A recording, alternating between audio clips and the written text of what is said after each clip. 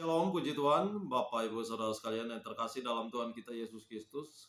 Apa kabar? Semoga sehat selalu. Video kali ini teman-teman, mari kita bersama telusuri bersama jejak digital seorang Ustadz Kainama, di mana dalam video pendahuluan ini dia mengaku bahwa pernah kuliah sewaktu dia masih menjadi Kristen di beberapa STT.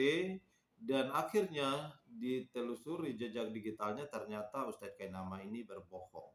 Sehingga di video saya kemarin saya mengatakan bahwa ternyata mualaf-mualaf ini seperti Ustadz Kainama, Yahya Waluni, bahkan yang lainnya itu berbohong, ya, menutupi kebodohan ataupun kesalahan mereka. Mereka berani mengatakan demikian. Nah, di dalam video berikutnya nanti kita akan melihat lagi, ya, dalam satu wawancara di Hagia Sophia, bahkan meminta pertanggungjawabannya mana ijazahnya Ustadz Ahmad Kainama kemudian berdalih dengan bercerita dan tidak bisa membuktikan ijazahnya.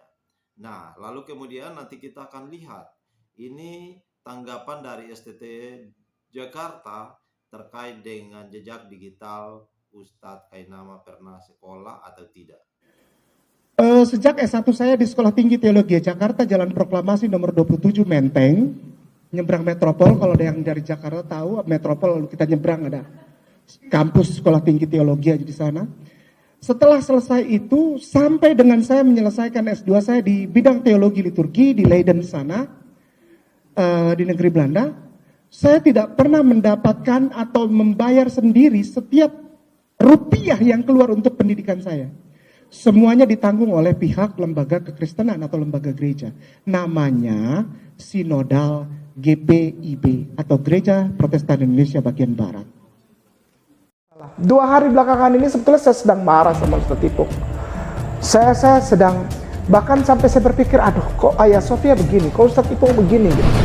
Aku sedih Ustadz Agustan. Aku nangis keluar air mata begitu aku nonton video itu. Saya tanya kepada Ustadz K, Ustadz ijazahnya kemana? Saya bilang nih malam ini kepada Ustadz Ipung, kenapa selalu ke saya tuh dibilang tunjukkan ijazahnya, tanya ijazahnya, tanya ijazahnya, tanya paspornya. Emang kalau mau mualaf itu, kalau mau bicara tentang kesaksian secara ilmiah dan alkitabiah, apakah harus menunjukkan ijazah kalau seperti kita melamar gitu? Jadi kalau kita mau mualaf, kita tunjukkan ijazah dan paspor. Melamar pekerjaan? Melamar pekerjaan gitu. Kenapa Bapak tidak mau menunjukkan daftar nama para pendeta? Bisakah Bapak membuka lemari itu, mencari data? Pasti ada di dalam lemari.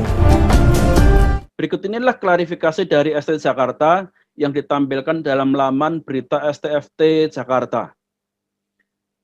Klarifikasi mereka diberi judul tidak ada lulusan STT Jakarta dengan nama Agustinus Christopher Kainama.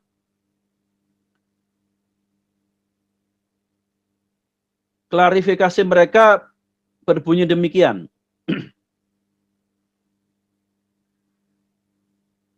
Beberapa hari terakhir ini semakin banyak pertanyaan diajukan kepada STT atau STFT Jakarta.